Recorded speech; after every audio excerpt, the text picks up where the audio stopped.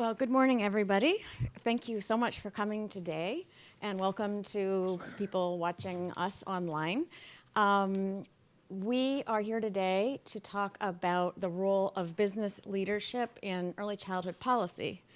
As you all know, early childhood is a hugely growing area. People are really recognizing how crucial it is, and I'm delighted to have a really extraordinary group of business leaders here to talk about their involvement in this field, why they got involved, and why they're staying involved and what they're doing.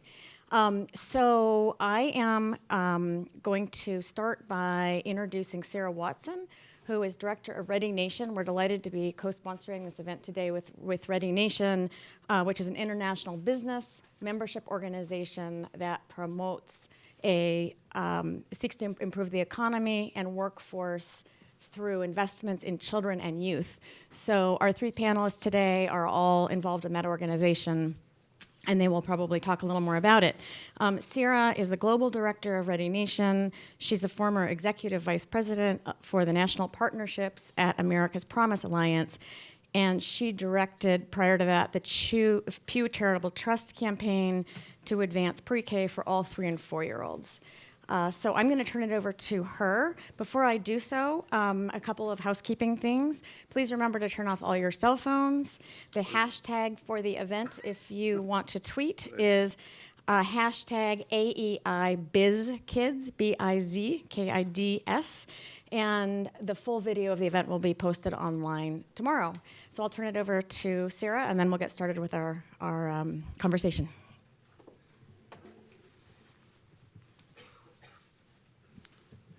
Great. Thank you so much, Katharine. We are thrilled to be co-hosting this event with the American Enterprise Institute and working with such a wise and thoughtful partner. We are excited also to introduce ReadyNation to those of you who don't know us. Katharine gave you a wonderful introduction.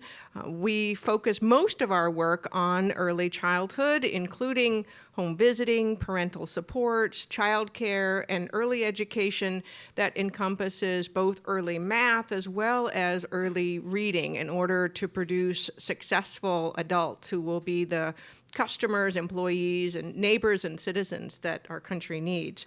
I'm delighted that you will get a chance to know Jim and John and George, members of our CEO task force on early childhood. We're delighted that you will get to hear their message as champions of early childhood.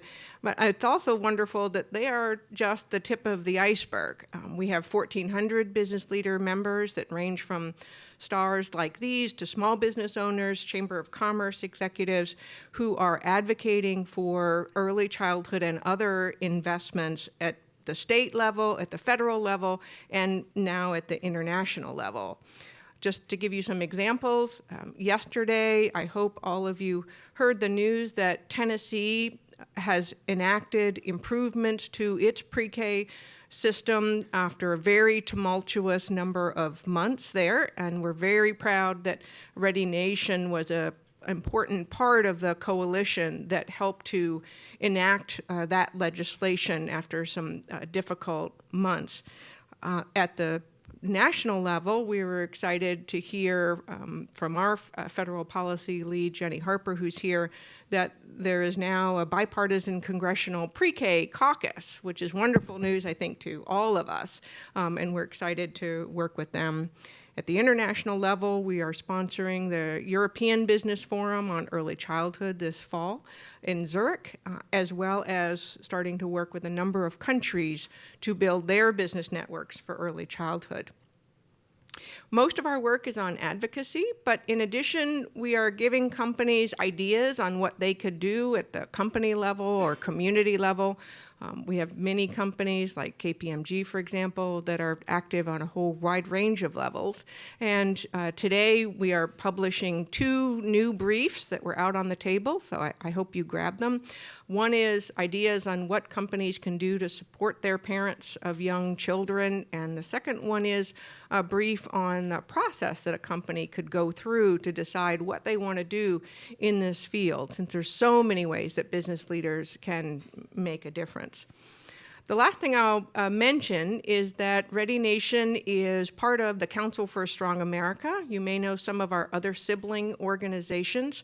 Fight Crime, Invest in Kids was our first organization that mobilizes more than 5,000 law enforcement leaders to promote investments in kids. The second group is Mission Readiness, more than 500 retired admirals and generals. We also have Shepherding the Next Generation, which is evangelical conservative pastors, and Champions for America's Future, which is elite athletes and coaches.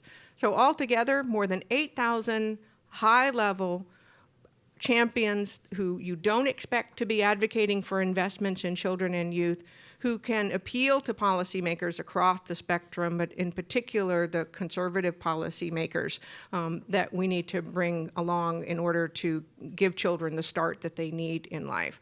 So we're excited that we're celebrating our 20th anniversary this fall, and along with ReadyNation's 10th anniversary, and we're excited about future decades to work with stars such as the folks here and wonderful organizations like AEI and Katharine Stevens in order to make sure that all of our kids have a bright future.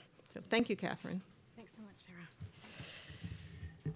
So we will get started with our conversation. Before we do that, I am going to introduce our panelists. They all have extremely long and impressive bios, and so I hate reading bios, but the problem is that it would be impossible for me to memorize them.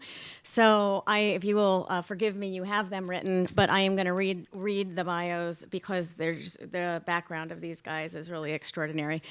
So starting at the end of the podium here, George Halverson is the chair and CEO of the Institute for Intergroup Understanding.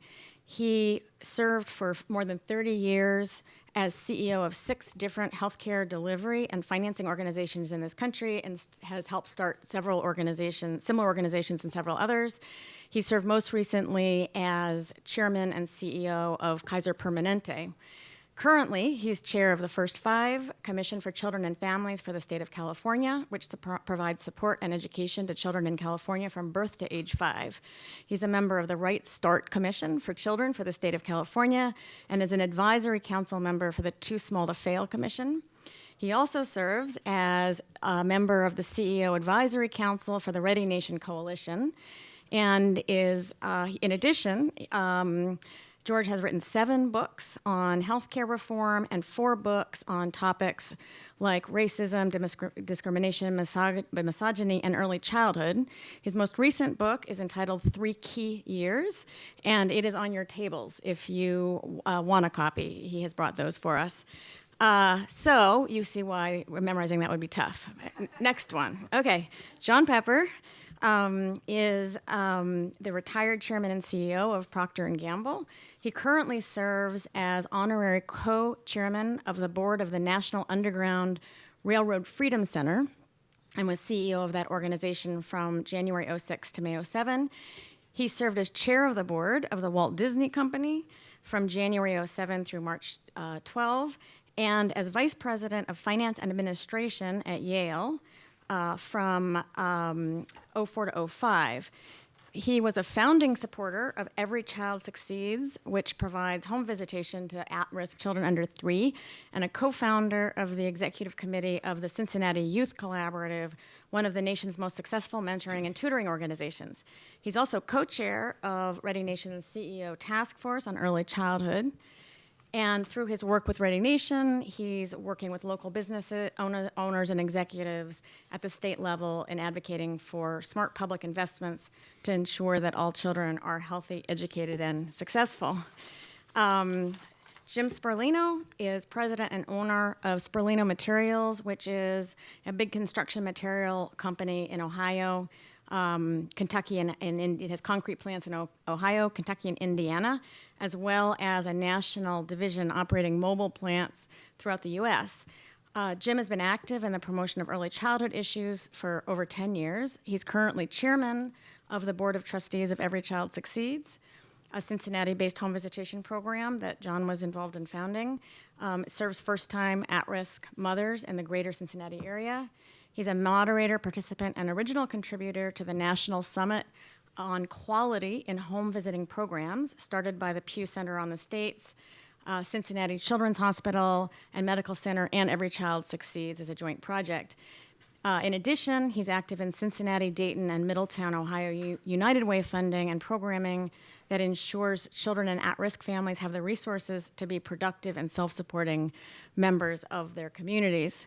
So, this is a super impressive group of guys, and I find it fascinating that they have a lot they could be doing, but they've chosen to devote themselves to advancing policy in early childhood. So I'd like to start by asking each of you guys to just talk for a few minutes about what motivated you to get involved in this field, what you're doing, and why you're sticking with it. George, do you want to start? Well, what motivated me to get involved in this issue is the number one predictor for who's going to be in prison at age 18 is the number of words in their vocabulary in kindergarten. So it's the best predictor for who's going to be in prison is the number of words that the kids know when they get to kindergarten. And we have far too many people in prisons in this country. 60% of the people in our prisons can't read. 85% of the kids in the juvenile justice system either read poorly or can't read at all. And we have major learning gaps in our schools. We have school after school across the country that has huge learning gaps between groups of people. And when you look at the issues that actually cause the learning gaps, when you understand the biological science of brain development, what you know is you cannot close the learning gaps at age 15. You have to close them at 15 months. 15 months is the time frame. The first 3 years, the reason this book is called 3 Key Years, is because the brains develop in every child in the first 3 years of life. That's when the neurons connect. That's when the brain builds its strength. And the brains that are exercised by having someone talking, playing, reading, interacting with the child are stronger brains, and the brains that don't get that exercise don't build those connections, and by the time they're 4, the brain is actually pruning itself. There's a pruning process that starts at 4 and 5, and so kindergarten is far too late. A lot of people think that kindergarten education begins at kindergarten. Kindergarten is too late. The children who only know a couple of hundred words at age 3 don't catch up. And so what we need to do is move upstream in the process. We cut the death rate from stroke at Kaiser Permanente. We cover 10 million people. We cut the death rate from stroke in half by going upstream in the process and identifying both better treatment and different behaviors on behalf of patients. And the combination of that in a systematic way change the outcomes for stroke. We need to do the same thing here. We need to go upstream in the process and change the number of people who are going to prison by helping the children in the first 3 years of life. And to do that, we need to involve parents. This has to be a parent-involved, parent-based process. And we've done research basically in California, primarily with Medicaid mothers, and identified the fact that almost no mothers know that they can exercise their children's brain and improve the strength of the brain. Most people believe that kids are going to have the intelligence for life that they were granted at birth, that it's a sort of a birthright thing, and whatever you're born with is what the cards you play for your entire life. And what's true is that when you exercise a brain in those first years, brains grow incredibly, tremendously. There's a great opportunity that happens in those years. And when mothers know that, and when fathers know that, they can make different life choices about their children. And we have failed miserably as a country. We have failed at horrible levels by not teaching that to every single parent at that point in time. It has been very disrespectful of the parenting process not to teach that to every parent. It's been something that is logistically flawed to not teach that to every parent, because every parent who knows that, even the parents who have really difficult lives, who have 2 jobs, have terrible transportation issues, all kinds of other issues, armed with that piece of information, can make different incremental choices at various points about their kid's life. So we owe it to every parent to teach that to every parent, and we need to make that part of the process. So I chair First Five California. We are now in First Five California trying to figure out ways of getting surround sound to the parents. We're working through the hospitals. Every mother who gives birth in California is going to get a notice in the hospital that describes this process. We're working with faith leaders. We're working with caregivers. We're working with all kinds of community leaders. We're working with daycares. And the superintendent of schools for the state of California is on board, and he's working through the school system, and he's asked the school system to help figure out various ways of getting this information to the schools. And the reason to the early mothers, the reason that the schools are on board and the superintendents are on board is because they're failing in closing those learning gaps. The learning gaps in Oakland right now on the new Common Core measurements, less than 20% of the minority children in the Oakland schools were able to read, and 9% passed the math test. Now, if we intervened with all of those children in the first years of life, we could get 90% to pass that test. That's the difference. We can completely transform their lives if we get involved earlier, but no one has taught the parents that this is even possible. So that's the message. That's the message of the book. The book is we have to get to every single parent. We have to support the parents in this process. If we can do it with nurse coaching and all kinds of other infrastructure, that's wonderful. If we do nothing other than inform the parent, that all by itself is wonderful because it creates a more informed parenting. So that's why, as I've been looking at the future of the country, we're at a place right now where the average working mother reads to her child between birth and kindergarten 1,500 hours. The average Medicaid mother in America reads to her children between birth and kindergarten an average of under 30 hours. 1,500 versus 30. And when you look at the births in America this year, 51% of the births are to Medicaid mothers. So do the math, look at that future, and get a sense of where we're going if we don't intervene in that trajectory. And it's pretty clear. So as a business leader, I led the Bay Area Coalition of Business Leaders on Early Childhood Development. Business leaders in the Bay Area get it. We want future employees to be employable. And so it's about the future of the country, it's about the future of business, and we need to deal with this issue. So that's why I'm personally involved. And enjoy the book and pass the book on. And if you have anyone who is a new mother or a new father, you can give them the book and guarantee that they will have smarter and happier kids if they follow the instructions in that book. Thank you, George. John? Good morning. I suspect everyone here has had a meeting, been at a speech, read a book that you look back on and say it changed your life.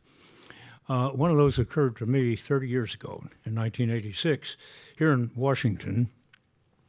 I was attending a dinner which I wish I didn't have to be at for the National Alliance of Business and a speaker who I hoped would be blessedly short in his remarks. And it was Assistant Secretary of Labor, and I'd just come back from running Proctor's business in Europe. And his subject at night was the development of our youth. And what he described was a picture that if we didn't change the way we were developing our youth, very youngest age, we would be a country in deep trouble. And he painted a dreadful picture. And I went up to him afterwards and I said, if your purpose was to alarm me, you've succeeded. What would you suggest? And I don't remember exactly what he said. In any event, I decided I'd come back and make what really became, outside of my work and my family, the kind of the cause of my life for the next 30 years, which was education. And we formed something called the Cincinnati Youth Collaborative, which was focused on preschool education, working with Governor Voinovich, who was then the governor of Ohio, and on mentoring and tutoring and teacher training. So I've been at it ever since. Of course, when he was talking, we didn't yet have China opening up. We didn't have India opening up. We didn't have Eastern and Central Europe, all the competition that now exists for young people. Very sadly, the predictions that he made that night have proved altogether too true. The dropout rates that he cited that we had then of 25% have not gone down. We are now the 12th country in terms of kids going on to college. When he made that talk, we were number one. What's kept me going? A lot of what you've heard George talk about is the science, the understanding that the brain is being built. And every time we go out to talk this with business people now, we want to start with the science. We want to start as clearly as we can with what's actually happening in the brain as it is built, and it's not something that just happened at birth.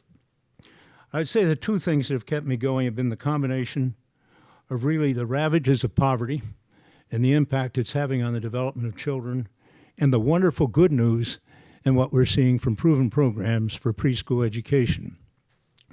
I won't spend a lot of time on the ravages of poverty. You all know it. We all know it. It's worse now than ever. 42% of the kids in Cincinnati are living in poverty-stricken households.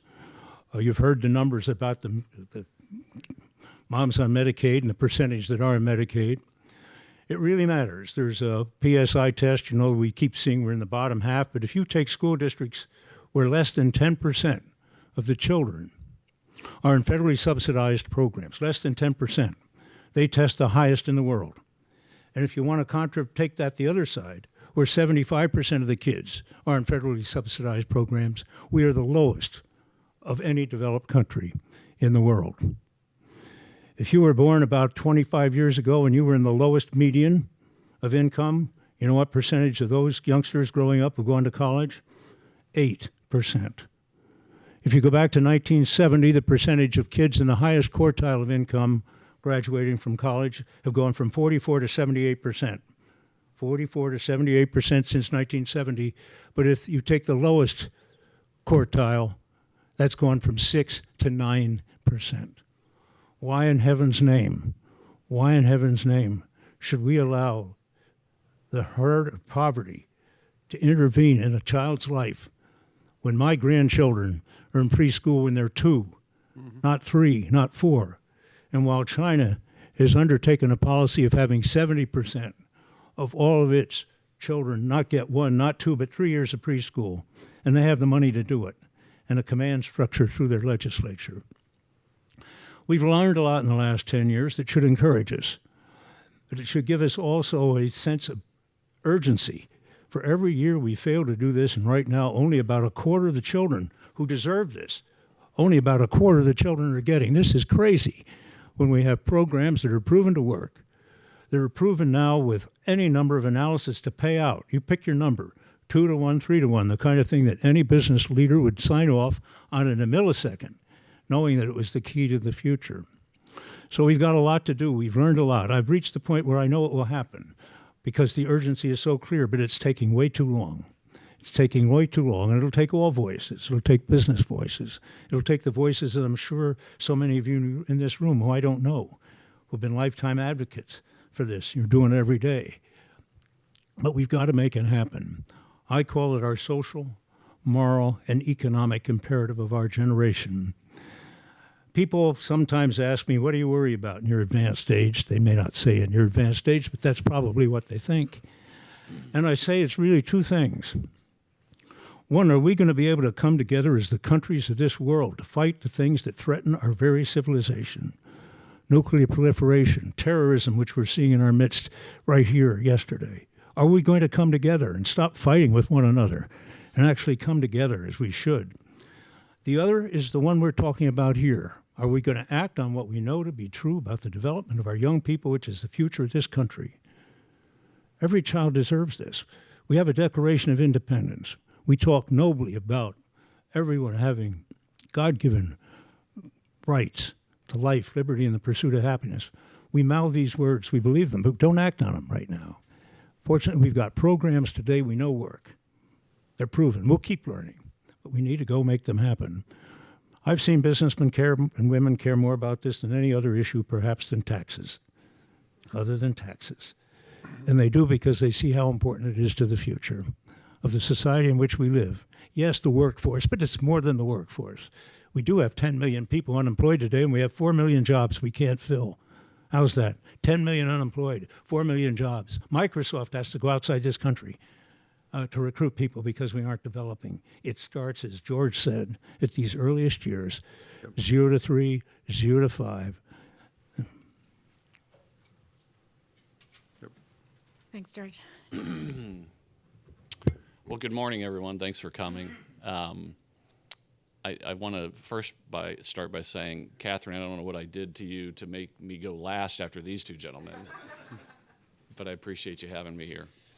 I can tell you how I got started in early childhood. It was really not so dramatic and not so interesting. I was sitting in my office in Middletown, Ohio, and I was reading the Wall Street Journal like I do a lot of mornings early before everybody started coming in. And on the front page of Wall Street Journal that morning was an article about Every Child Succeeds. It's a home visitation program in Cincinnati. It serves about 3,000 moms and children a year, 6,000 total. And they talked about the wonderful work they were doing. But they also talked about, and this is the reason why they were on the front page of Wall Street Journal, they talked about how the business of Every Child Succeeds was actually run. And I call it a business because it was in Wall Street, and that's what I thought I was reading, was about businesses. But it was a program that was started out with a number of different components, and in particular, it would start out with a very strong research component because they were part of Cincinnati Children's Hospital, which is a very strong research institute. And they also started out with a lot of Procter & Gamble DNA, thanks to Mr. Pepper here. And they tracked things like a business. They tracked things like return on investment. They tracked things like results and what their value is. And they stopped doing things that didn't work, and they did more of things that did work. And I was really fascinated. And I was a little disheartened to think that this was a nationally recognized organization, literally just a few minutes down the road from my office, that I had never heard of, but I was very glad to have read that article that day. And that led me to meet with the president of that organization, Dr. Judy Van Ginkel, who's been there since the beginning.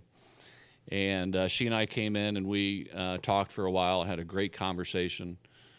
She's one of those people where you meet her for the first time and you have these 2-hour conversations and you can't even believe where time went. And when we left, we did what we so often have done, is we talked a little more socially, and we talked about our favorite books. And she said, here, you got to have a copy of this. Take it with you. It's called Inside the Brain by Ron Kodalak. And again, I have to give John credit for that book, or maybe Francie, your wife. Which was some of the genesis of how Every Child Succeeds got started. And it is I can tell you, it's a very easy to read book, but it contains a lot of good science about brain development, and I would highly recommend it. I think I have personally sold hundreds of copies of that book because of how good it is and how much I recommend it. But it pales in comparison to the thousands that John has probably sold or given away. And it really is, I would call it basic required reading. If you're in this business or you have an interest in this subject, I would read Inside the Book by Ron Kodalak, because it is the science behind what George and John and I all care about so much. And it's very compelling, but it is also very readable.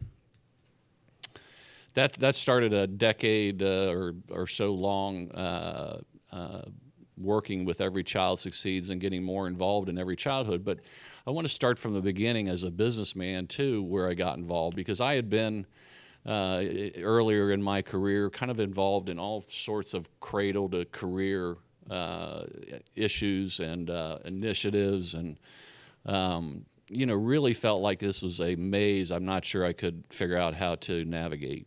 There's so many pieces going on, so many things that don't work and do work. And what I found most compelling was, as I became involved in a group in Southwest Ohio called Business Leaders for an Educated Workforce. So Business Leaders for an Educated Workforce. So I thought, I want to get involved in this, because just as John said, I'm having trouble and have had trouble for the last 10 years filling positions. And I'm not talking about positions that require even bachelor's or master's degrees. I'm talking about positions that would require a high school diploma and some amount of certification, training, education 2 years or less is by far the vast majority of my employees, and the ones that I've had trouble employing, whether unemployment rates were 10% or 5%, and they're less than 5% in Ohio. And I can tell you it hadn't made a difference. It hadn't made it any harder. It's just as hard as it's ever been filling those positions. So I got involved in that group. And I also kind of wondered what we were going to decide and do. Well, this group set about having a series of meetings over a year and a half about mostly what many of us businessmen cared about, which was, I'm having trouble filling these positions. And we started brainstorming and talking about how to do that. And we had many members of the community outside of business leaders as well. We had the presidents of the local universities, including the community college, which is a very large community college in Dayton called Sinclair. And we had these conversations. And through this process, there was a number of things we talked about. And as businessmen, we started talking about root causes and how do we get to what is the real problem and how do we solve it. And in my business, my business is primarily manufacturing and transportation. Well, in manufacturing, one of the leading thoughts of school about manufacturing is called the Toyota way. Toyota has taught a ton of manufacturing businesses much of what they know about how to do business in manufacturing, how to create great processes, great quality products, and great customer satisfaction. And one of their tenets is what's called the 5 whys. And it's very simple. They say if you come upon a problem in a manufacturing process, you've got to ask the question why 5 times before you get to the root cause. And that's what it takes to get down to that very root cause where you start to solve things. And I started thinking about, this educated workforce issue kind of in the way I thought about manufacturing. And so this is a social issue, and we talk about at-risk kids, but unfortunately my business mind doesn't always work that way initially. So as I started doing the 5 whys, I said, we have a global competitiveness problem in this country. We have now for years, we get, I think, biannual or every 3 or 5 years the PISA scores. Is that right, Sarah? To show our global competitiveness, with the future workforce. And we keep slipping and slipping in science and math and reading so that we're now, ranking in the teens or low 20s in every aspect, in every subject matter versus the rest of the world. And countries like Finland are beating us handily with their scores. And so global competitiveness is certainly an issue. And in my own hometown, my ability to fill those positions and be competitive was an issue. And what we began to look at was a couple of things. Well, we need those kids to come out of high school and get that additional education, training, certification, whatever it might be. So we started working with the local community college to have what amounts to a college promise. So if you live in the county, we'll guarantee that you have access to up to 2 years of schooling of some sort, or education or training, for free. And we also were certainly the last dollar in, but we wanted to make sure that that was possible for everybody. This harkens back to, we all are created equal. We just got to pick at which time that is. But mostly what we want to do is create equality of opportunity. And that's really important. So that was one of the 2 things that we decided that was going to be a focus. We wanted to make sure that we figure out a way locally to have a solution to our local problem. And then we started saying, well, how do we get those successful kids into those kind of training certification programs? And the one thing we found was it's really important to have a high school diploma, not a GED. We know from some studies that a person with a GED has the same earnings potential lifetime as a dropout. And some of it is what we know to be those skills that we talk about as deeper learning skills or executive function skills. There's the skills that are math and science are important, but these are the skills that we all think about when we deal with our kids, for instance. These are delayed gratification. These are the collaborative skills. These are the communication skills, the team building skills.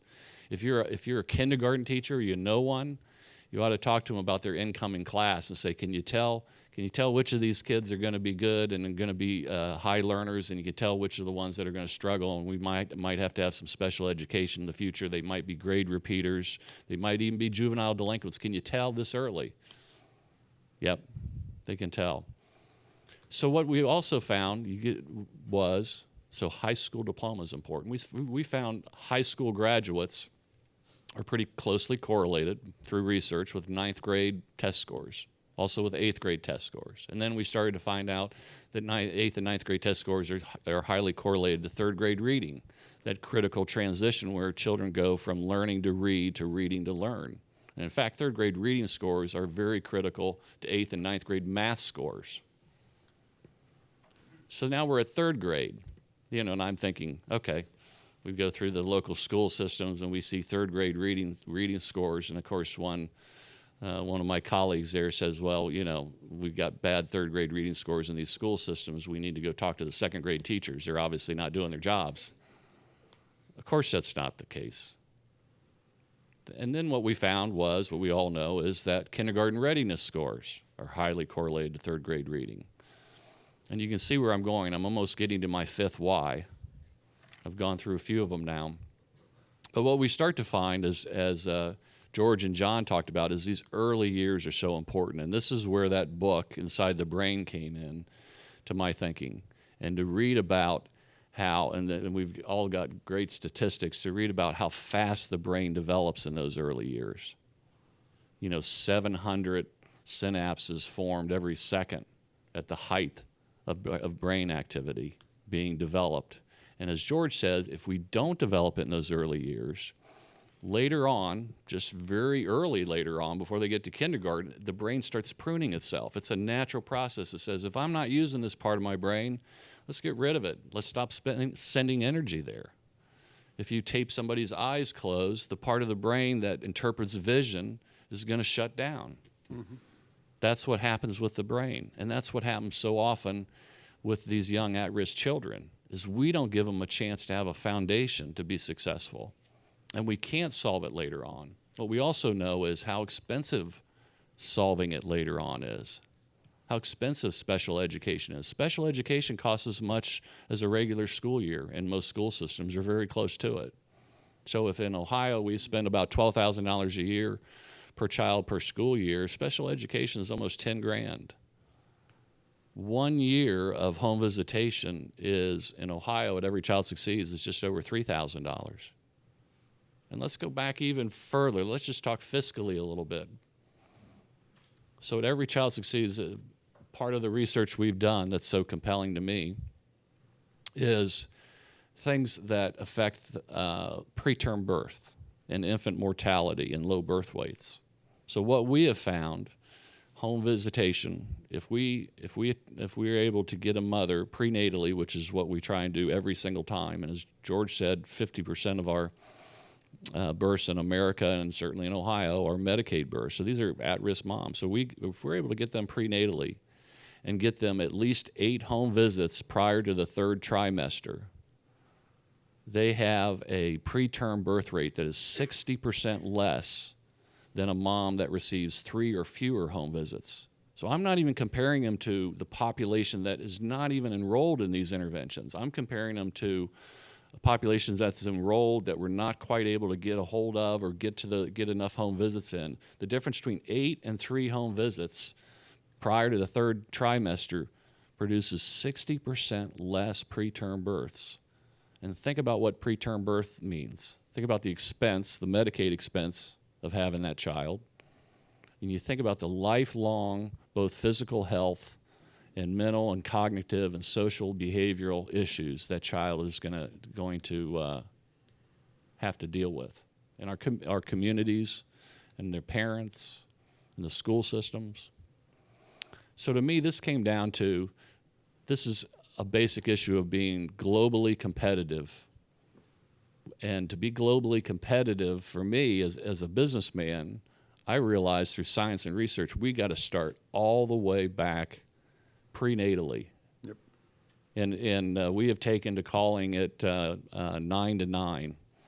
which is prenatal at conception and 9 years old, is so critical. But if we don't put that foundation in early on in brain development, we will never have a chance to get those children to full potential, and we will spend a tremendous amount of money trying to intervene to get them just up to a trajectory that might be what we all would think of as barely acceptable. And so this is, to me, this is a global competitiveness issue. This is a fiscal issue. And I think this is obviously a moral issue. And I'd like to believe that all three of those matter to all of us. And these are compelling reasons why we all need to be more involved in this. And I know this particular group here live are not a lot of businessmen, if any.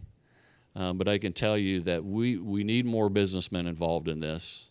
We need to have all aspects of the community involved and knowledgeable and hearing the message. So it is important for the providers, the community leaders, the elected officials, the businessmen.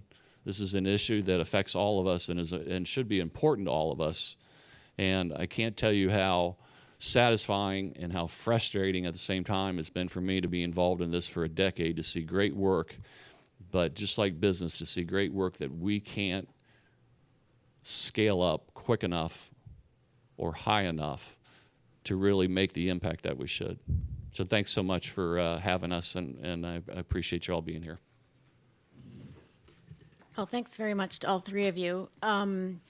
As somebody who's deeply committed to the early childhood field, this has been extremely fun for me to hear you make the case that I believe in such an extremely compelling way. I'm thrilled that my colleagues are here, understanding why I've gotten so committed to this.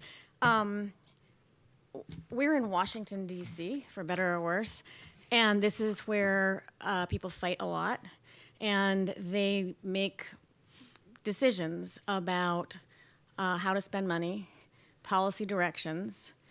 So it's very tough because you guys are really, I think everyone here agrees, brilliant and compelling spokespeople for why this is absolutely crucial. My background is in K-12, and I'm so glad after hearing you that I'm already in early childhood. Because if I were in K-12 right now, I would be feeling like I needed to switch. So at the same time, there are political choices that are being made. There are particular policies that are being highlighted. So in the upcoming election, for example, Hillary Clinton is calling for universal pre-K. That's one approach. It's not really clear what the other candidates are calling for, but we'll presumably find out.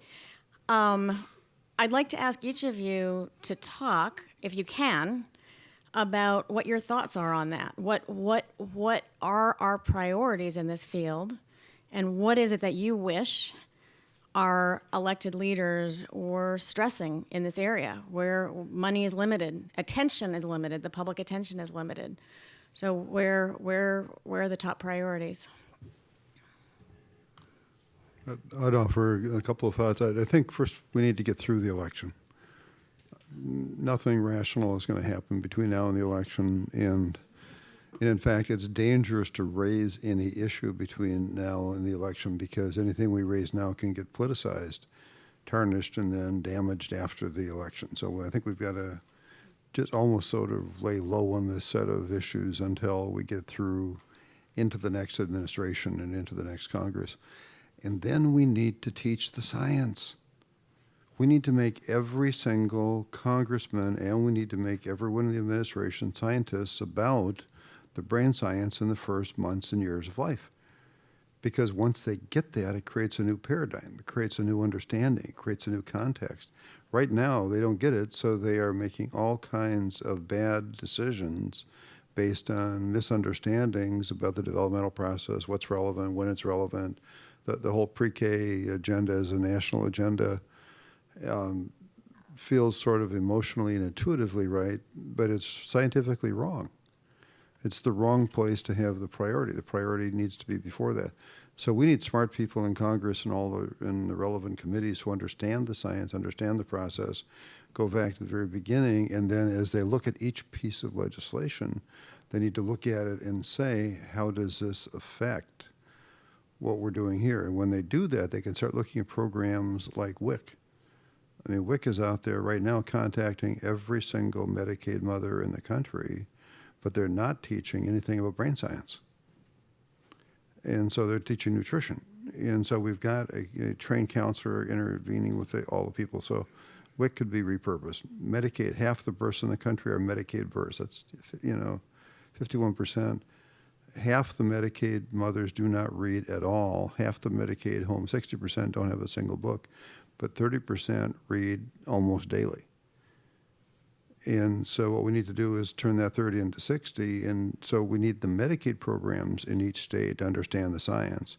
And again, once you understand the science, it's like pollution. Once you understand that poison in water is bad, then you start taking poison out of water. It's that basic. We need to have people understanding that the kids' brains develop in this time. We need to support that and not impair that. And so that's what I think we need to do. I think we need to, and I think I have some optimism that there are some smart people who, even though they're incredibly politicized and very self-serving in many ways at this point in time, once the basic science is understood, will be forced by that science to be thinking about these issues and politicize them differently.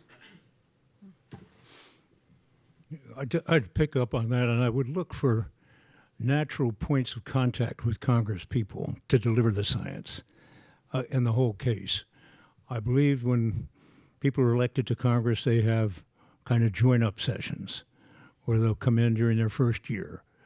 But wherever they meet in groups to come in the science. The thing that I've seen most mind-opening to business people is the science that George is talking about. And I would look as they come in, and they're going to go down to wherever they go in Virginia or somewhere to hear about what they ought to know as they come in as first-term Congress people. I'd use that. I would think systematically and strategically about where you can bring groups of Congress people to show them about the science and the models and the financial payout. It can all be done in an hour and a half. It does not take a long time to have the full compendium, and also have a sheriff there, which will make the point you made about you either make an investment in early childhood or you'll make the investment in me as we build more jails. I've seen testimony from Sheriff of Dallas that I was with that in a matter of 5 minutes move people's mind to see this in a different way. Yep. The other, if I could, just on policy and different roles. If I were in the federal government, what I would be looking at would be funding that would be matching and challenging the states to provide money. And if at the state level, I would be looking at funds that would challenge the localities for 0 to 5 and look at the continuum. We've got to look at the continuum of 0 to 5. We've got to look at home visiting, and we've got to look at pre-K together in that continuum. Ultimately, these things, in my view, have to be done locally. They have to be done locally with all this wraparound services. There are no magic bullets here. You just don't put a child into pre-K who was very poor and say, okay, it's all solved. Right. There's a lot of other things that have to happen. That has to happen locally. There's a great opportunity in this country for the federal government not to appropriate $70 billion over 10 years. That's not going to happen, and I don't even think should happen. I think what should happen would be the federal government challenging states and states challenging local governments to put together competitive plans that they would fund, and then to get, just as you would in business, a great cadre of people who can put together what are the best to share. The last thing I'd say is governors have a huge role to play in this, and they are. And governors, if anybody is leading the way in a generic way, it is the governors of this country. But to go to every governor's conference, they get together every year, Democrats and Republicans, get onto their conference, the science. And even some mayors. Huh? And even some mayors. Yeah. Mayors and governors. Mayors, too, absolutely. Yes. And mayors. Mayors get it. These are their people. They're close in. So on the mayors get together. Science on the agenda. Quick thing of the financial payout on the agenda. Take an hour. Get a couple of really good academics.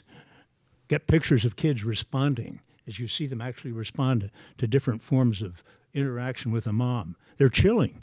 It kind of makes me think as a grandfather, how am I acting now with my 3-year-old grand? Am I turning him off? Or am I acting like a loving grandfather? On that last point on the science and for the mayors, the brain science on the first 90 days is now so compelling Because when kids are born, they come into the world and their brain immediately begins to program and they figure out what kind of world they're in.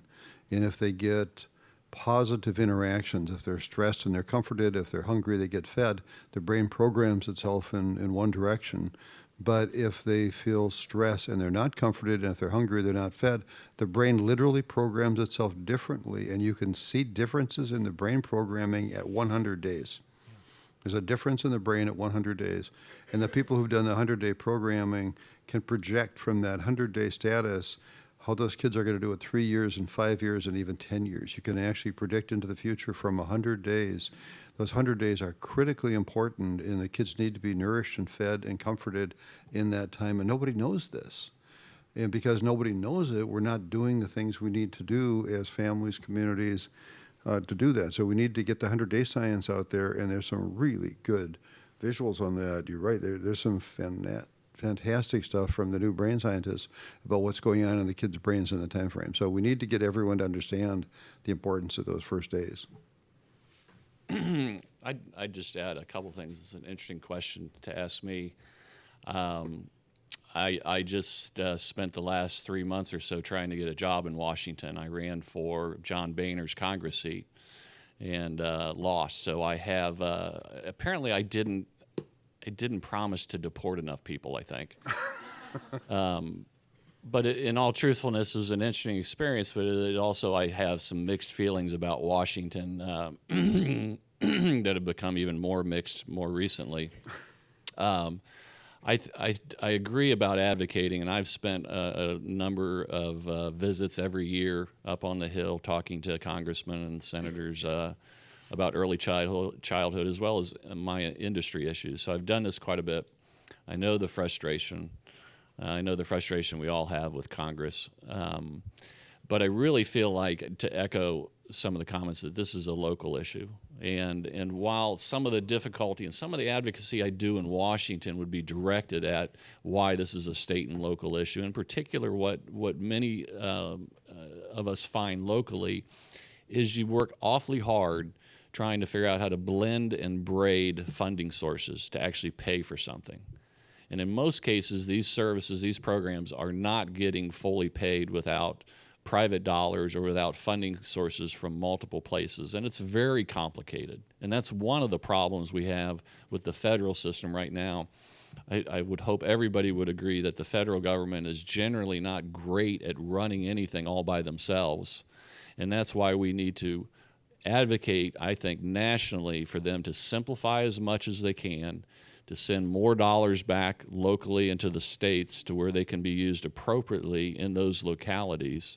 And that's where our work really needs to happen. And I've been totally impressed and enlightened about how much private dollars there are out there that want to do truly transformational things in their community. And when we can take those dollars and leverage them with public funding, I think great things can be accomplished. And so if I would say one thing, continue the advocacy in Washington, but the work's got to be done. The boots got to be down on the street level at our local communities and our states. So this is one of the things that goes on in Washington.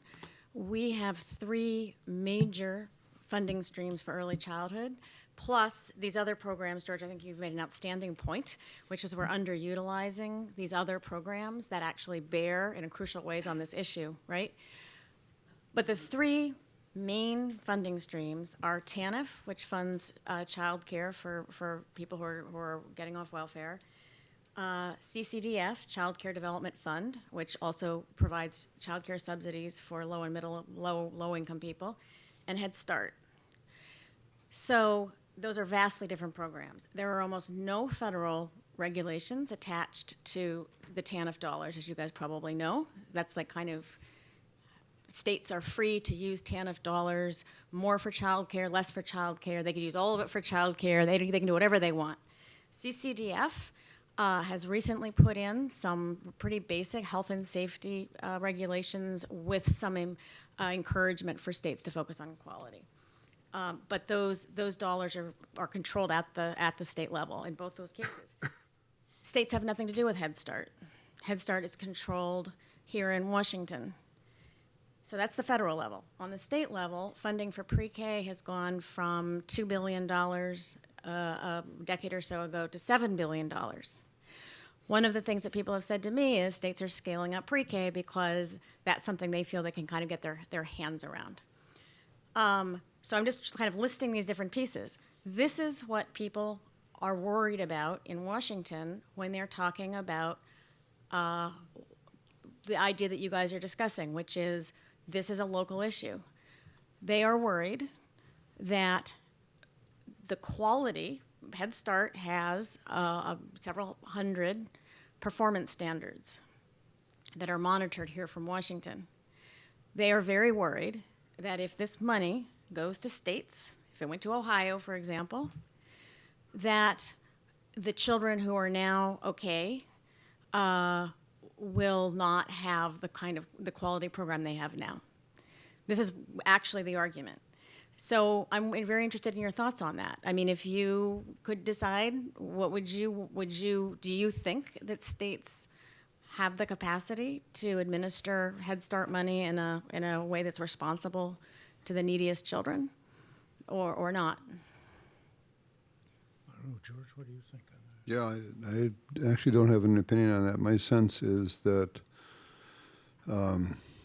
Head Start is a pretty good program, and it works best when you actually attach it to early Head Start. When you put the early Head Start piece in there and you go all the way down to birth, you actually get a much better outcome for the kids than standard Head Start. So my Head Start enhancement would be to move it into early Head Start, not just Head Start. But relative to who runs it, don't have a issue there. Mm-hmm. I can comment a little bit on at Every Child Succeeds. We have 3 different home visitation models that are operated, and they are NFP, Nurse Family Partnership, HFA, Healthy Families America, and Early Head Start. Mm-hmm. We also use Parents as Teachers curriculum, and we get funding from both the state of Ohio, the state of Kentucky, different funding streams, as well as McVie. And I cannot believe the complexity in that to serve 3,000 kids. And in particular, what we found in the McVie, the 2 federal direct dollars we're seeing and complying with McVie through the state, as well as Early Head Start direct with the Fed, and as chairman, I know I cannot believe the number of documents they require me to sign. And I have to read, and thinking that I'm understanding these compliance issues. So I would absolutely advocate that the states, and some of them are probably more capable now than others, but the states are the best ones to make these decisions, to make this administration. And I can tell you that Washington, D.C., if you're talking about kids in the district, it is nothing like Middletown, Ohio, about 120,000 people, a little city between Dayton and Cincinnati. And it's probably, nothing like New Mexico or nothing like California. And I really do feel like the states are in a better position to make choices about which programs and which interventions and to administer those and also to be held accountable. There's nothing wrong with federal dollars flowing through and down to the state levels where best decisions get made, but be held accountable for results, which is what we'd want at the state level. But if it's federal dollars, that's what the Fed ought to do. And so I am absolutely a proponent of not seeing the federal government create national standards or national compliance issues that don't make any sense to some kid in Montana versus a kid in inner city Chicago. That could be the political side of me coming out. I don't know, Katharine, your work, your paper that you've written, I think the nation just cries out for new thinking on the subject you've raised, and I'm certainly not able to express it.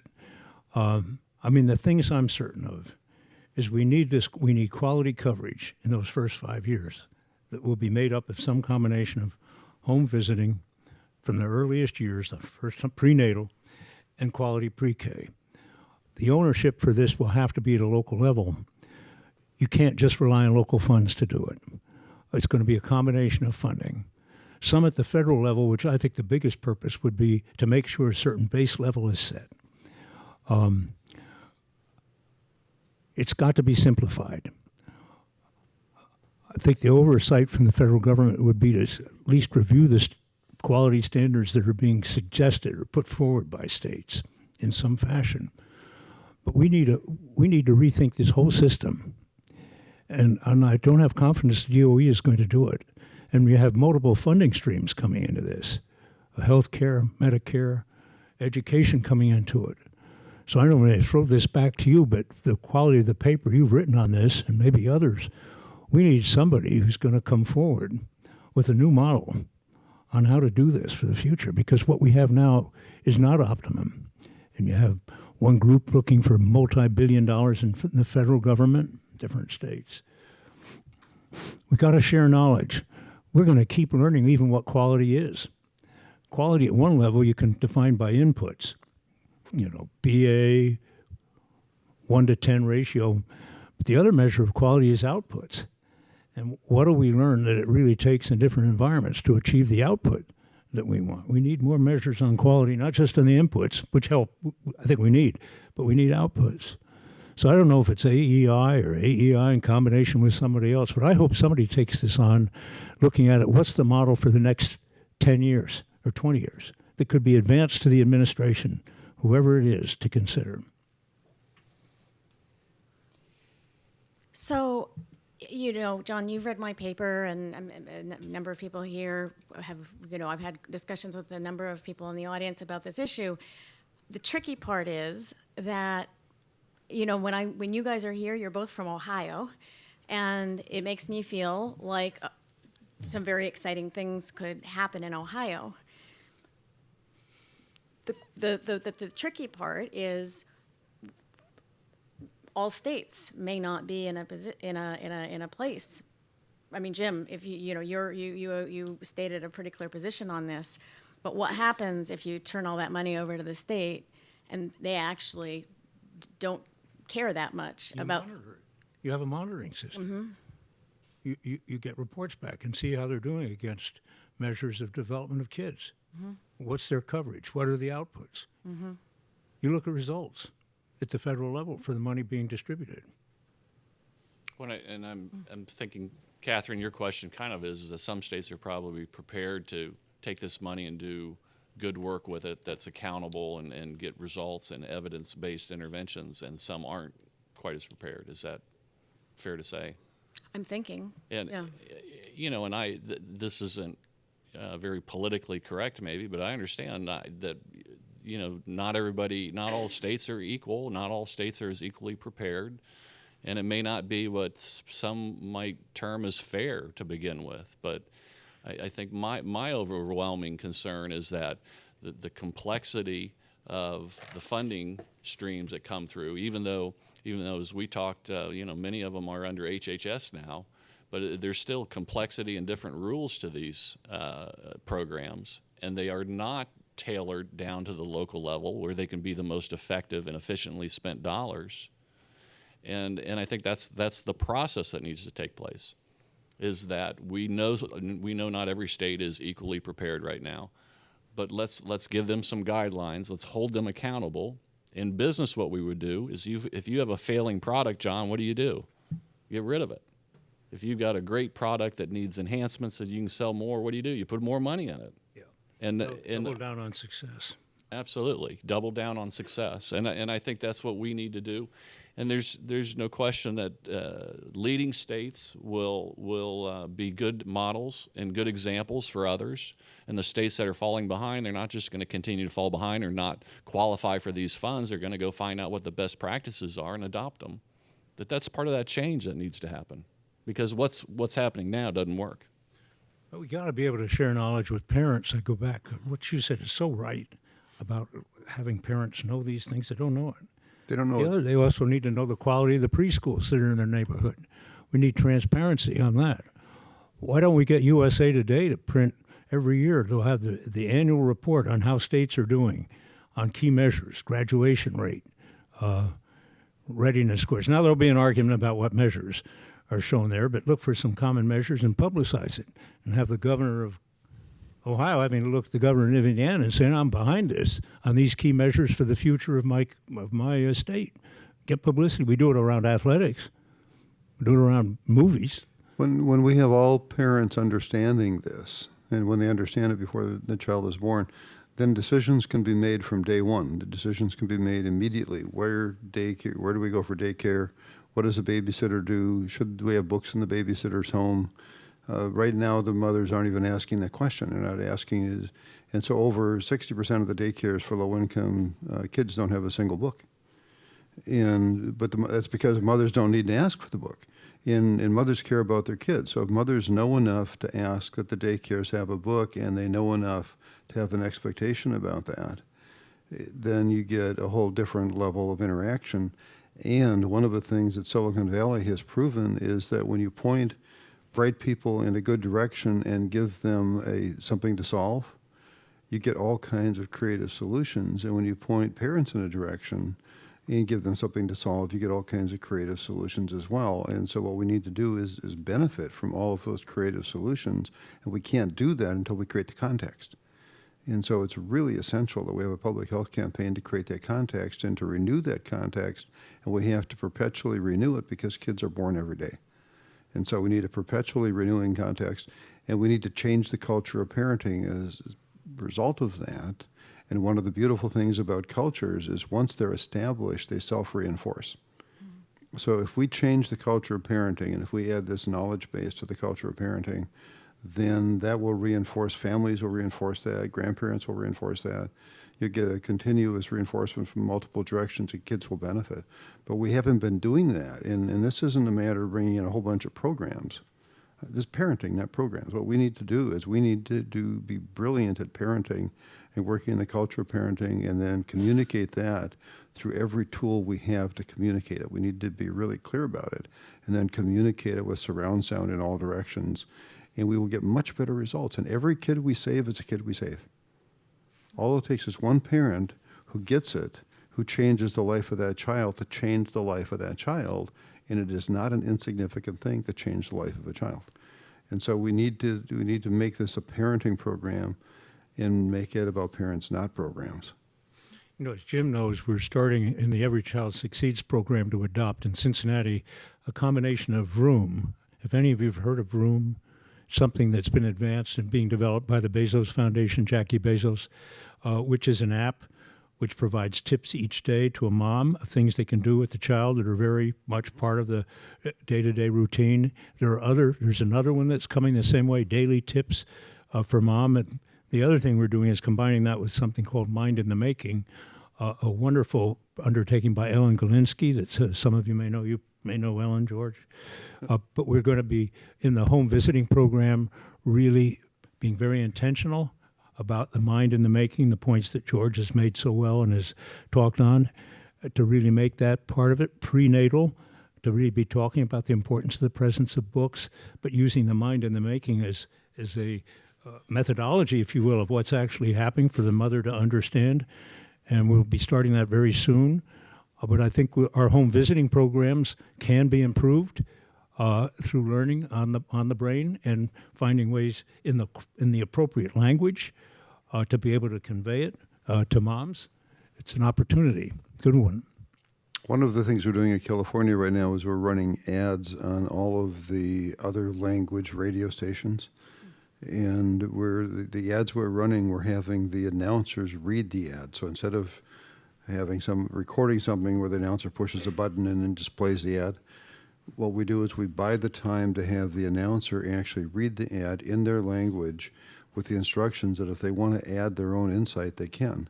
And so the announcers in these various languages will read the ad, and then they'll say, and last night I talked to my child, and I read to my boy for a while, and he just loved it. And so what they're doing is, so we're getting enhancements from the thing, but the other thing that's really important is the most credible people, second most credible people in the world with a lot of the minority mothers is their talk show radio person.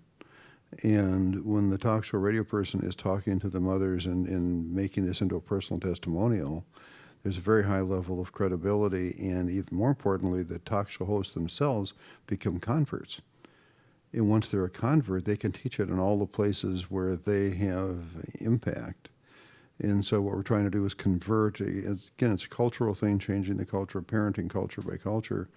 but the talk show people are a really good tool for doing that, and the way that we're doing that is literally by buying the time and then having them read the ad. And we're getting a really good initial response to that.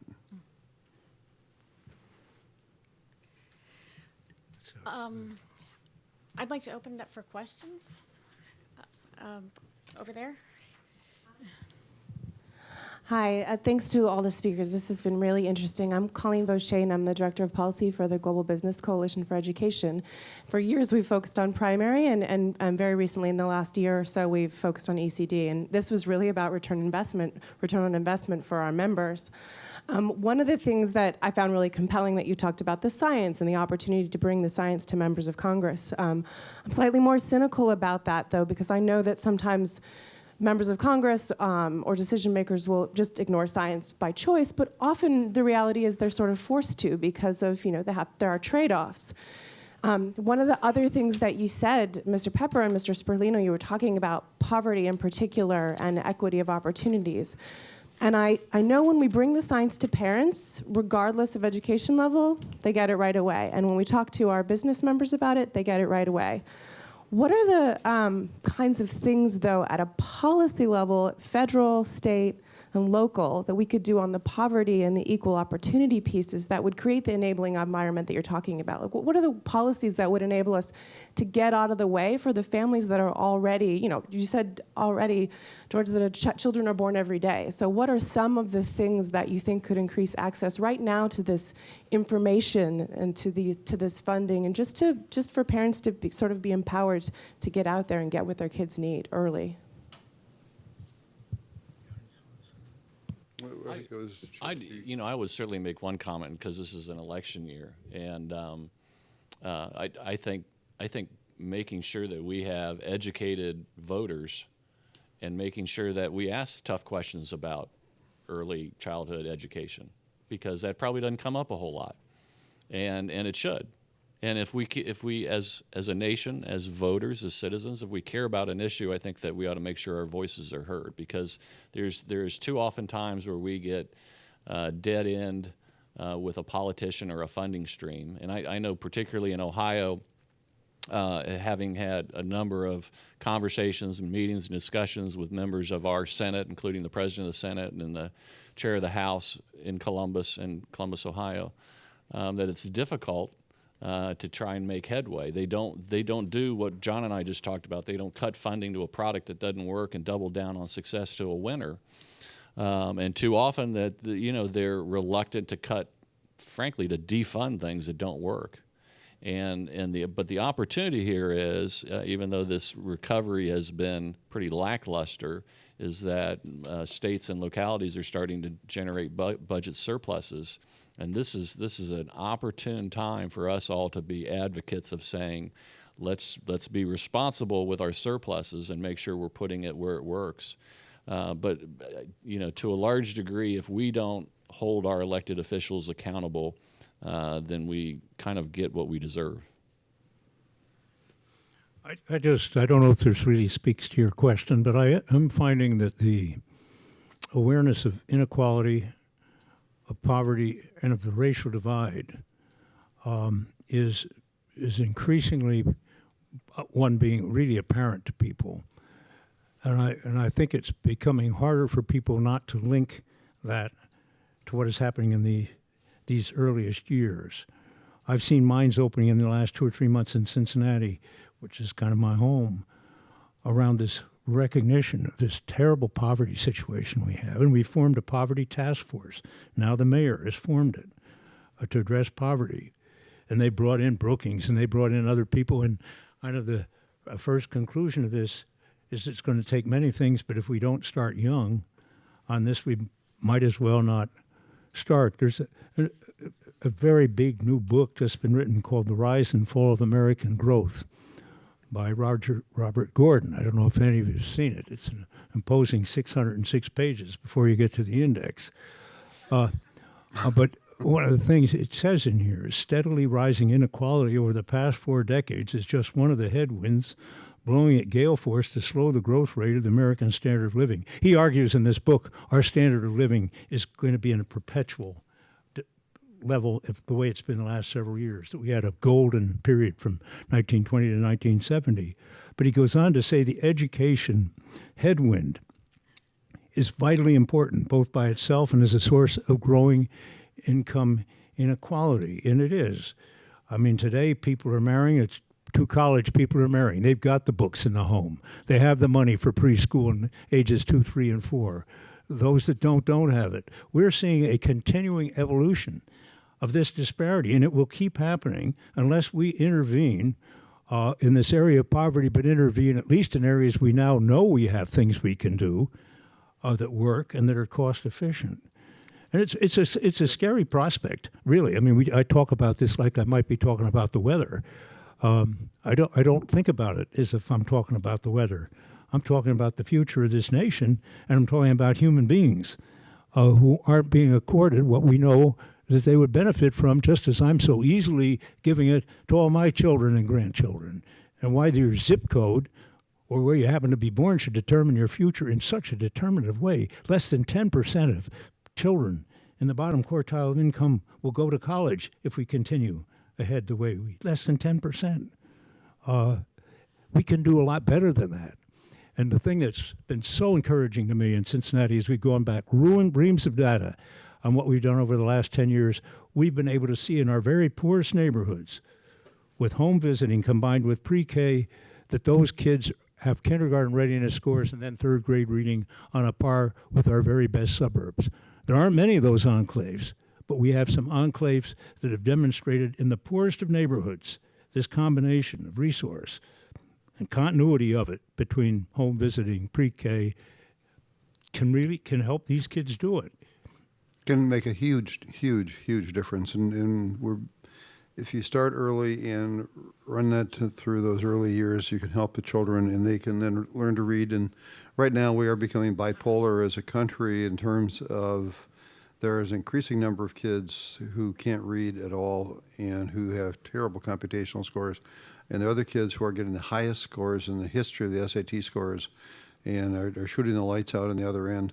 And the well-to-do families, to your point a minute ago, have average 12 books per child, and half of the Medicaid homes don't have a single book. And so we've got very different lives for those kids at those earliest years. And part of the issue is when we're thinking about the politics of it and the back end of it, we divide the world instinctively into us and them. And if somebody is an us, we're protective, supportive, nurturing, forgiving, understanding. And if somebody's a them, we're negative, we're territorial, we're antagonistic, we're distrustful. And if somebody is a them, we suspend conscience, we enslave them, we firebomb them, we do terrible things to whoever is a them. And whoever's an us, we're protective and supportive. And so in any given environment, we activate those instincts. We activate them based on athletic teams. We activate them based on geography. There's all kinds of ways of activating those instincts. And in America, we're activating them far too many ways politically right now, and we're activating them ethnically and racially. And what we need to do is move away from activating the us-them instincts and into activating us instincts. We have to create a sense of us. We have to do it deliberately and intentionally. And then as a result of a sense of us, back to the point I made earlier, then you start problem solving differently. You solve problems for an us in ways that you don't solve for them. And you literally suspend conscience. People feel no guilt lying to them, cheating of them, imprisoning. Tons of bad things happen to them with no guilt. You don't feel guilt until someone's an us. And so what we have to do is increase the sense of who's us. Expand that, and we have to do that consciously and deliberately because it will not happen on its own. Another question over here? My name is Lou Gagliano, and I'm a healthcare policy person, but frankly, this is a health of the country issue. And I have seen from some work I've done in the inner city, which is where a lot of the resident problem occurs, that faith-based groups are a significant part of getting a message across because, to George's point about spokespersons and who people listen to, faith-based reinforcement is a significant part of how not-for-profits are solving the problem in the inner cities. And so I'd like to hear some comments about how we could use faith-based groups to reinforce this message. talk about Avondale.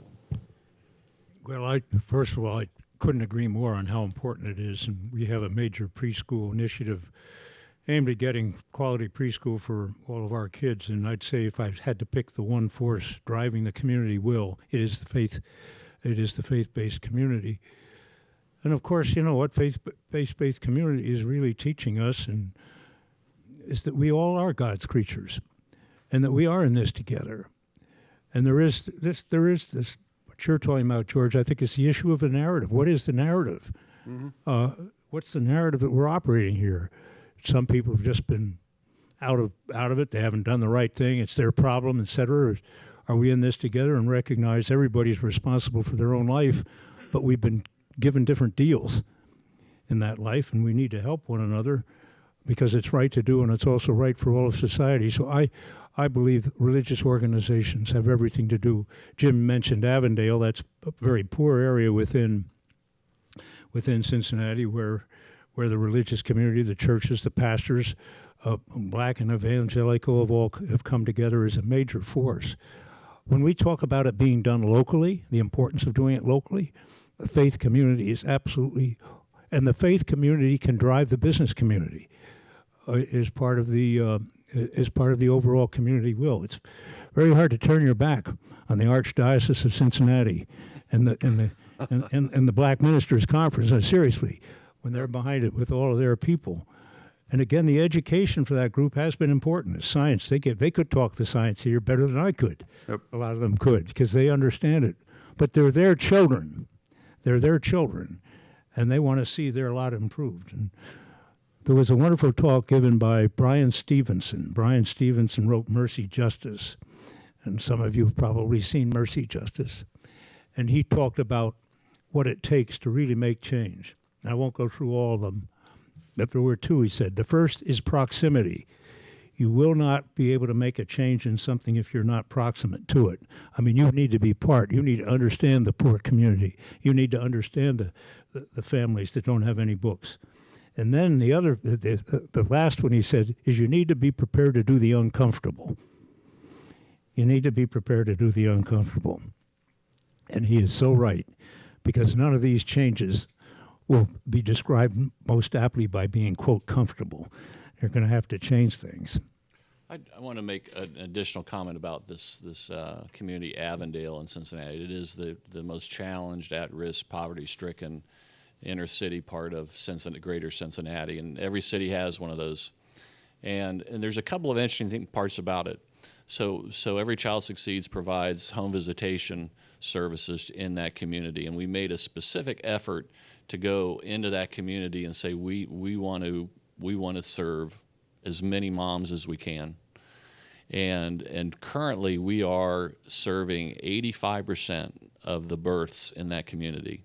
Wow. And I'm not sure how much higher we can get, but the effort there has been a tremendous payoff, because in reality, I think, you know, the ultimate solution would be we get to every Medicaid birth prior to birth and we start providing services. That would be the panacea. But what's interesting about the inner city part is it's a home visitation program. It's an HFA program we're providing those services in. And we really came to the conclusion early on that we had to get the faith-based part of that community involved in it. There is, I think, our president jokes, there's a church on every corner in Avondale, and it really does feel like it. But there's a couple of interesting things we did. Number one is we did not say, okay, we'll provide home visitation, and we know it works and it'll do a good job. What we actually did was we added a center-based component to it. Doesn't have anything to do with it, what HFA or NFP or anybody else tells you to do.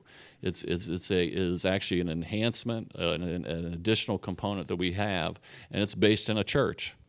And this particular pastor has been very supportive. But what's interesting is all the pastors are supportive of it. They're just not competition. They want to help this community deeply, and so this community has found this center base to be a place of safety and a place of comfort and a place of support, where these moms get more than just the home visitation. They are able to come together as a community and start to feel like they can be a productive part of that community. And so I think there's an important piece there that underlines these solutions are best if they're local or state at most often. But I think that we need to look beyond this works. Let's just do more of it. We need to make sure that these kind of solutions can get tailored and can be most effective. I mean, I think if you think about every major city in the country, if we were able to get a hold of 85% of the births in their most challenged neighborhoods, can you imagine that? These are the kind of solutions that I think we all ought to take heart in and make sure that we're finding ways to expand them. I think you mentioned health. So much of this, as you know much better than I, is about health. And I think Medicaid is going to be the ultimate sourcing for funding as we show the health implications of this, both for the child and for the mother. And the other thing I'd make coming out of this example is we're not very good in this whole field, in my opinion, on doubling down on success.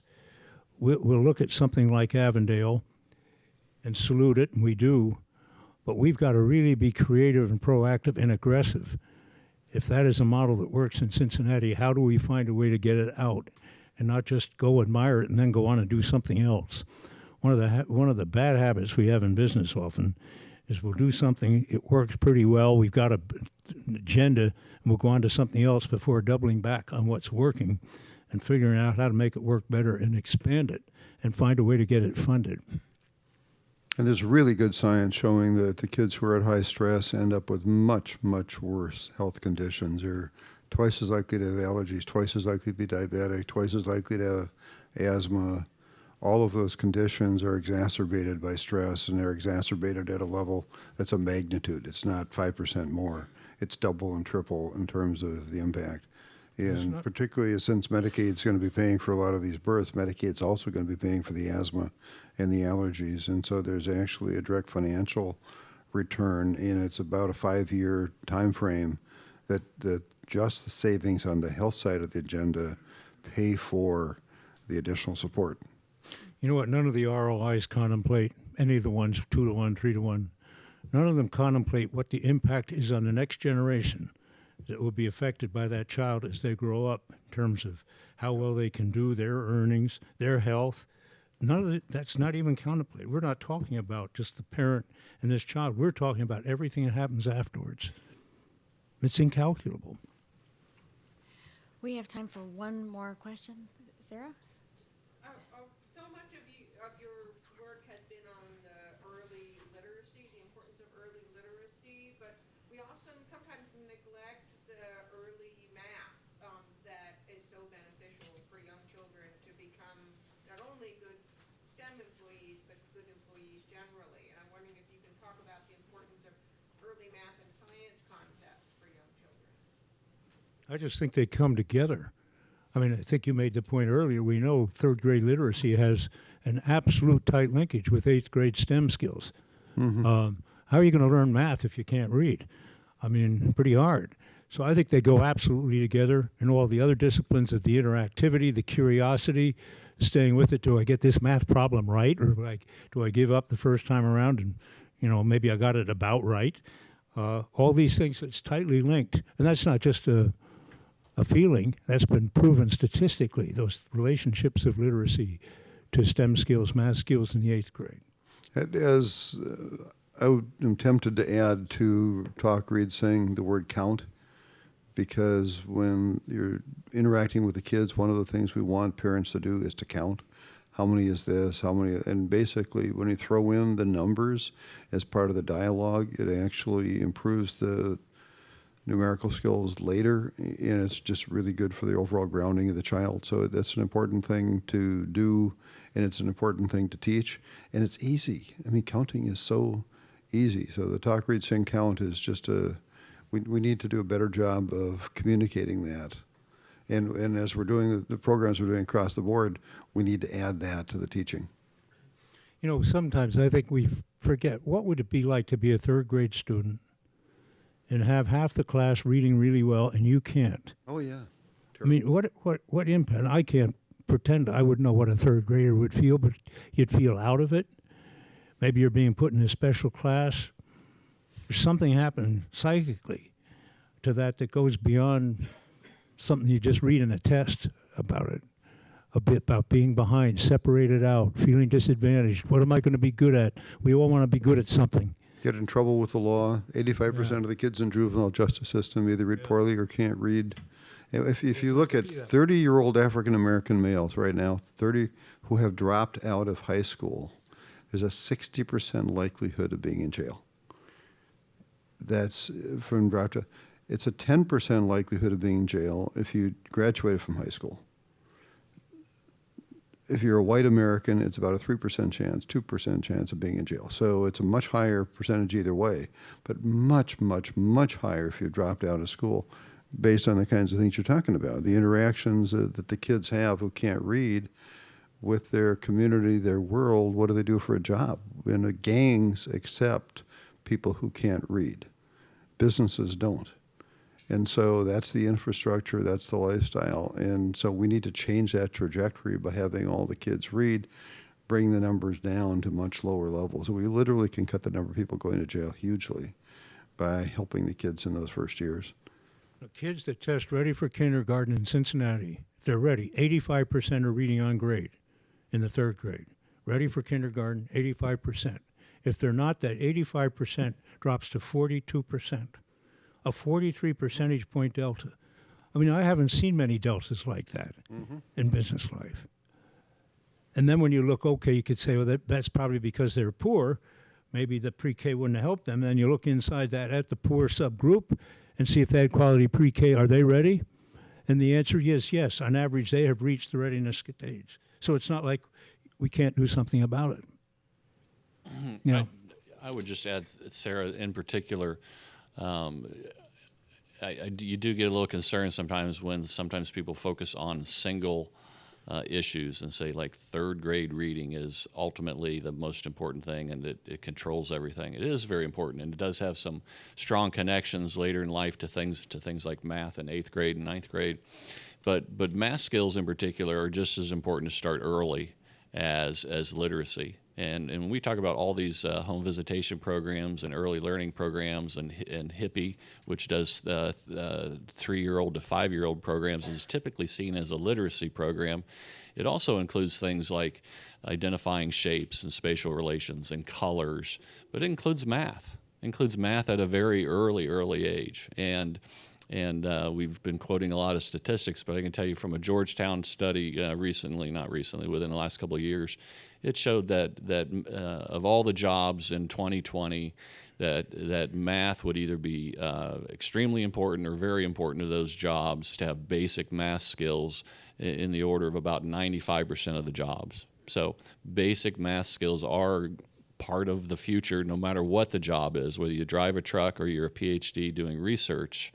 And those skills start early. They're just as important to start early as literacy. So we shouldn't, as John talked about, we should be adverse to thinking there's magic bullets out there. This is a complicated issue, and we need to treat it with the respect of the solution's not going to be that simple. We need to make sure we keep focus on all areas, and math early on is certainly one of them. Math can be fun. You make math into a game. It's actually, in some ways, it's easier than the verbal part with a young kid. 1, 2, 3. How many coins are there here, and what's this? And turn it into a game. So I am really sorry that we are out of time. This has been a fascinating conversation. Thank you all very, very much. Will you be able to stay around for a few minutes? So if people, I'm so sorry that we weren't able to get to a number of the questions, but if you guys could stick around, maybe there are people who, maybe you could chat with people who would like to speak with you. Please join me in thanking our guests very much.